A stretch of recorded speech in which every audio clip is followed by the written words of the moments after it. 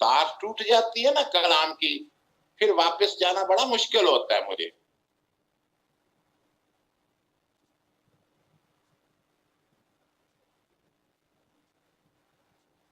ہاں، میں ذکر کر رہا تھا کہ یہ 4 فرشتے دریائے فرات کے کنارے پہ پاس جو ہیں قید کیے ہوئے ہیں، اور یہ شریر فرشتے ہیں. اب ابلیس خود بھی بہت جلد 1000 سال کے لیے بن جائے گا.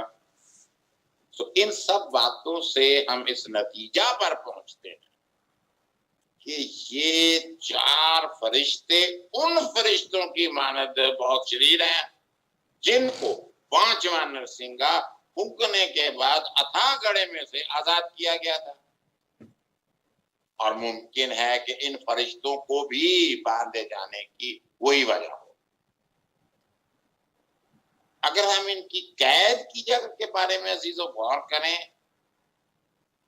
تو خدا فرشتوں کو اچھے یا برے کسی خاص مقام پر متعین کرتا رہا ہے، اور کتاب مقدس میں کروبیوں کا ذکر ہے جن کو زندگی کے درخت کی حفاظت کے لیے رکھا گیا تھا، اور ایک فرشتہ اپنے اسرائیل پر مقرر کیا کہ اس کی نگرانی کرے. چند فرشتے خدا مسیح کی خدمت کے لیے مخصوص تھے. بس فرشتوں کے لیے مختلف ڈیوٹیز ہیں. تو اسی سسٹم کے خدا کے تحت اچھے اور برے ڈیفرنٹ جگہ لوگوں کو فرشتوں کو رکھا گیا ہے. ان جگہوں میں قید رکھنے میں بھی خدا ہی کا راز ہے، اور وہ خدا کے پروگرام کو پورا کرنے کے لیے رکھے گئے ہیں.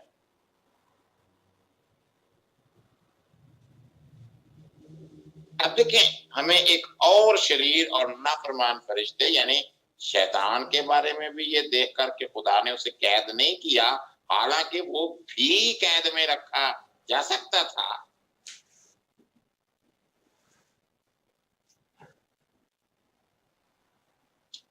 تو یہ دیکھتے ہیں کہ وہ زمین پر آزاد چھوڑ دیا گیا، اور بالکل حیران کی نہیں ہوتی، وہ بھی خدا کے پروگرام کو پورا کرنے کے لیے اپنے حصے کا کام کر رہا ہے. اس کو جتنا ٹاسک دیا گیا وہ کر رہا ہے. بڑے دریا فرات کا نام مکاشفہ میں 2 دفعہ آیا ہے. اب دیکھیں ذرا،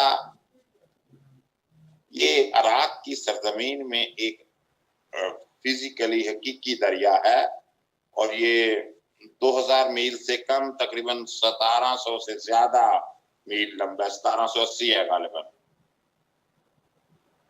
اور خلیج فارس میں گرتا ہے. باغ عدن میں سے جو 4 دریا نکلتے تھے، یہ ان میں سے ایک تھا.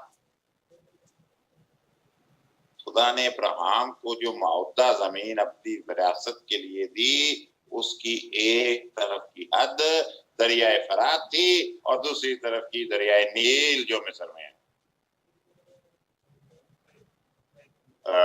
اس دریائے فرات کی سرزمین پر بہت سے اہم ایونٹس یعنی واقعات ہوئے تھے. اب غور فرمائیں، پہلا جوڑا اسی زمین سے تخلیق کر گیا. خدا یہیں آدم سے رفاقت رکھتا تھا، یہیں پہلا گناہ ہوا، یہیں سے شیطان کا اختیار دنیا پر شروع ہوا، اور یہیں پہلا قتل ہوا، یہیں پہلا بادشاہ نمرود پیدا ہوا، اور یہیں پہلی بت پرستی کا آغاز ہوا. یہ 7 باتیں اس فرات کی وادی میں سے ہیں. ذرا 15ویں آیت دیکھیں. بس وہ 4 فرشتے کھول دیے گئے جو خاص گھڑی، دن، مہینے اور برس کے لیے تہائی آدمیوں کے مار ڈالنے کو تیار کیے گئے. خدا کی برکت اس کے خلاف پر.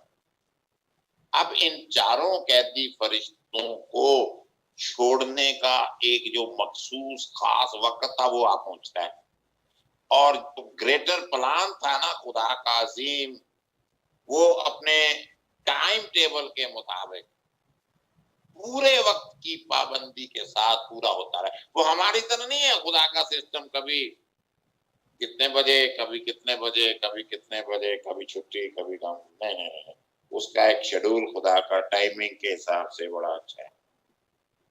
ویسے یہ الگ بات ہے، ہم جو یہاں ہمارے مطلب کی بات ہوتی ہے، جہاز پہ جانا ہوتا ہے، ٹرین پہ جانا ہوتا ہے، ٹیبو پہ یا بس پہ کہیں جانا ہوتا ہے، وہ نکل جاتی ہے وقت پہ آدھا گھنٹہ پہلے جاتے ہیں. جہاز میں 4 گھنٹے پہلے جاتے ہیں، ٹرین میں بھی آدھا گھنٹہ پونا گھنٹہ پہلے جاتے ہیں. کیوں؟ نقصان ہوتا ہے. مگر عبادت میں کوئی نقصان نہیں ہوتا. آخر میں تو مہربانی کے وقت بے شک آ جائیں، اپنی مرضی ہے، غور کرنے کی بات.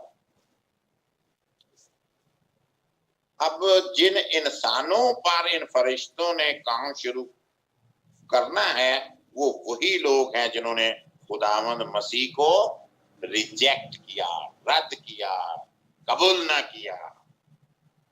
اور اصل میں تہائی آدمی، 1/3 آدمی مارنے کا کام بالکل حقیقی اور اصلی ہے.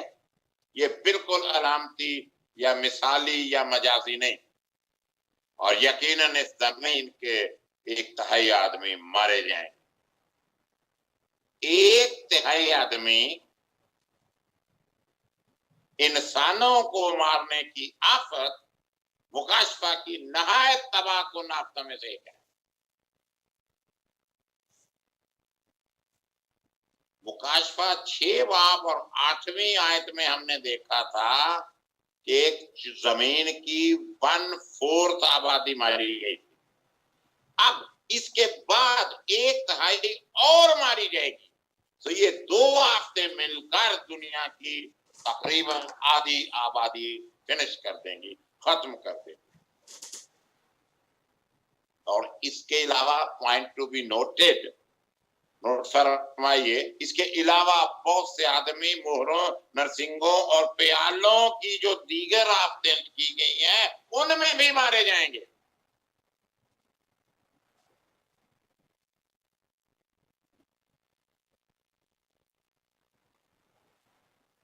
کچھ اعداد و شمار ہیں اگر آپ کی سمجھ میں آ جائیں. تقریباً 60 کھرب اگر آبادی ہو تو 1/4 15 کھرب مر جائیں. مکاشفہ 6 باب 8 آیت کے مطابق. مکاشفہ 9 باب 15 آیت کے مطابق جتنے مارے جائیں گے یعنی 1/3 یعنی 15 کھرب، باقی آبادی 30 کھرب بچے گی. یعنی ان 2 آفتوں میں زمین کی آدھی آبادی ماری جائے گی.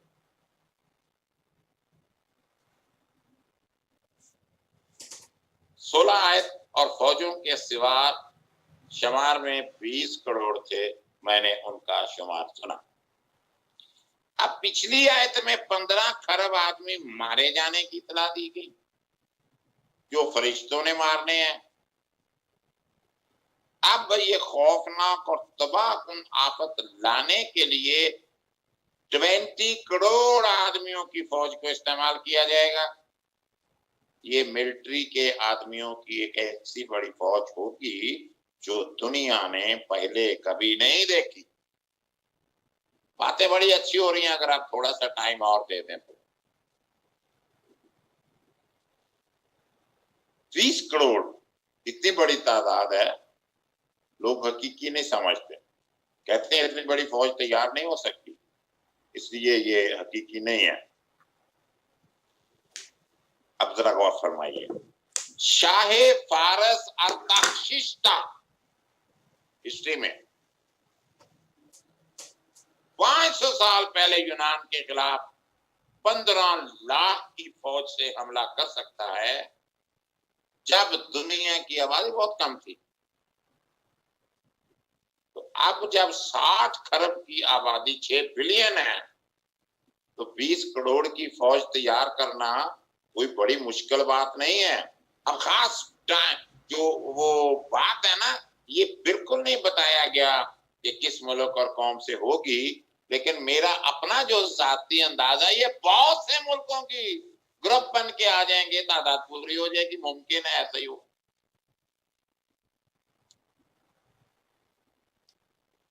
تہائی آدمیوں کے مارے جانے کے سلسلے میں یہ ہم کہہ سکتے ہیں کہ شاید یہ فوج खुदावंद मसीह की दूसरी आमद तक जंग जारी रखे और इस तरह सारी जंग में मारे जाने वाले आदमियों की तादाद 1/3 हो सकती है। तो थोड़ा सा मैं समझता हूं कि अगर देखें मशरक की तरफ से बादशाहों के हमले का जिक्र है मुकाशवा 16 में, जो सूखे हुए दरियाए फरात में से गुजरेंगे, जो मशरक के बादशाह रेड चीन वाले और उनके ग्रुप के लोग होंगे। तो ये दरियाए फरात से तकरीबन 2000 मील दूर होंगे। ये 4 फरिश्ते उनको तैयार करेंगे और फिर उनको दरियाए फरात तक पहुंचने में भी कुछ टाइम लगेगा। तो मैं समझता हूं कि मुकाशवा 9 बाब और 16 बाब दोनों एक ही फौजी कार्रवाई के 2 मुख्तलिफ पहलू हैं, इवेंट्स हैं। पहला जो फौज तैयार करने का है वो 6ठे नरसिंगे के मुताहत है और दूसरा जो दरियाए फरात को अबूर करने का है वो 6ठे प्याले के मुताहत है। तो समझने की बातें हैं, तो खुदा आपको तौफीक दे समझने की। इस मंगल के अलावा भी आप पढ़ा करें, समझा करें, सुना करें। तो ये जो रास्ते हैं ना, मैं इन पे 2 मिनट और लूंगा, थोड़ी सी तफसीर आपको बताऊंगा। अब देखें, जो पाकिस्तान से वाकिफ हैं उन्हें शाराए रेशम याद है या नहीं, मुझे माइक खोल के बताएं। जी डॉक्टर साहब याद है। कितनी चौड़ी है, कोई आपको अंदाजा है? काफी चौड़ी है और मेरा ख्याल इसमें बैया के वक्त जो है, जैसे दीवारें 3 है और जैसे बाबल की जो आग बनाई थी उन्होंने नजर के दौर पे जो थी, और उसमें भी तकरीबन 12 ये 16 के करीब जो बगियां एक साथ चल सकती, ये भी दरिया फरात के ऊपर बनी हुई है। बस ऐसे ही है कुछ। यहाँ 6 रोया है हमारे पास, यानी 6 गाड़ियां जा सकती हैं और 6 आ सकती हैं। वही बात के 12 ट्रैक हैं इसके। अगर वहां से फौजें चलें चाइना से, फॉर एग्जाम्पल, मैं वाजे नहीं कर रहा, मैं एक तरीकाकार की वजाहत करना चाह रहा हूं। 12 सड़कें उनके आने के लिए। अब देखें ना, ये कोई 1 ट्रक या 2 ट्रक फौज नहीं गुजरनी, 20 करोड़ लोगों ने गुजरना। जैसे मैं अक्सर हंसते कहता हूं, कई लोग सवाल करते हैं जी वो छोटा दरवाजा और बड़ा दरवाजा, तो मैं कहता हूं यार वो ईमानदार 3-4 होंगे, छोटे दरवाजे से चुप करके गुजर जाएंगे। तो जब गैर ईमानदार लोग, वो क्या है, फौजियों की फौजें आएंगी, तो फिर लाजमी है कि बड़ा दरवाजा खोलना पड़ेगा, क्योंकि उनको गुजरने के लिए ज्यादा जगह चाहिए। अब यहां भी यही बात है। अब देखिए शाराए रेशम, आगे चलिए थोड़ा सा, उससे आगे मैं पाकिस्तान के नक्शे पे चल रहा हूं इस वक्त। अब जो आपकी मोटरवे बन गई है लाहौर तक, अब जो दूसरा फेज उसका चल रहा है वो मुल्तान तक, और उसके बाद तीसरा फेज कराची तक, और इसी तरह कोयटे की तरफ, कोयटे से ईरान और ईरान से आगे, और बड़ा कुछ हो रहा है।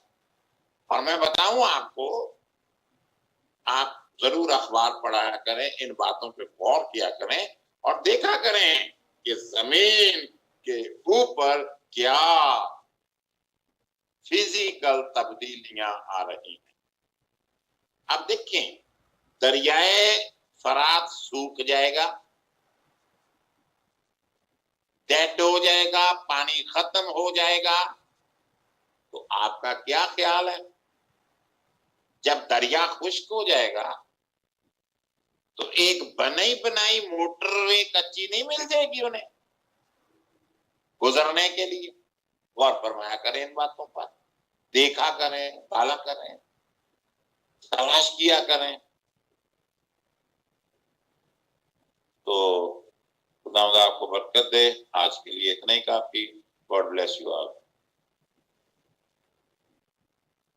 God bless you to uncle जी। खुदा आपको भी बहुत बरकत दे और खुदा हमें ये अक्ल और तनाई दे और इस कलाम के ये जो गहरे वेद है मुकाशवा के, खुदा हमें इसको समझने की भी तौफीक दे। हम खुदा से दुआ करेंगे कि खुदा हमें इसको समझने की और इस कलाम के भेद हम पर खोलें ताकि हम इसको गहराई से समझ सकें। खुदा उनका शुक्र करते हैं आज के जिंदा पाक कलाम के लिए।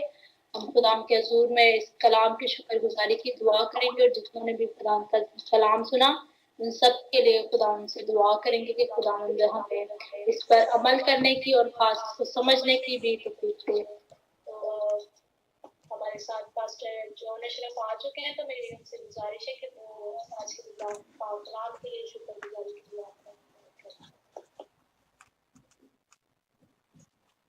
कलाम की शुक्रगुजारी के लिए दुआ मांगेंगे और खुदा के कारण के लिए भी खुदा हमें इसी तरह बने बातों की तरह हिकमत और बनाई दी दुनिया भर में इस्तेमाल करें। हमारे जिंदा आसमानी बाप, हम तेरा शुक्र अदा करते हैं तेरे फजल के लिए, तेरे रहम के लिए, तेरी सारी बरकतों के लिए जो तू हम पर देर का हम तेरा शुक्र अदा करते हैं। आपकी भली इबादत के लिए हम मुस्ताहिश के वसीले से खुदा तेरे बेटे और बेटियों ने खुदा तुझे वेलकम कहा, तुझे खुशामदीद का हम तेरा शुक्र अदा करते हैं।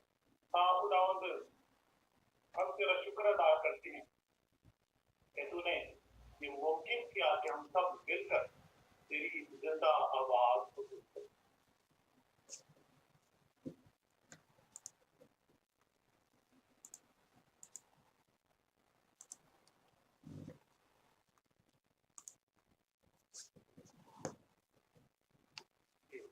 और आमद सानी के लिए तैयारी के लिए था कि हम अपने आप को परखें, जाने कि हम कहाँ पर हैं।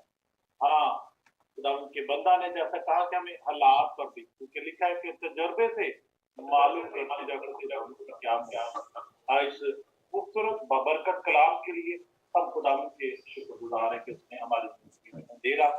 हाँ खुदा तेरे बंदा के लिए भी तेरी शुक्रगुजारी करते हैं जिसके वसीला से आज कलाम की खिदमत को मुमकिन किया।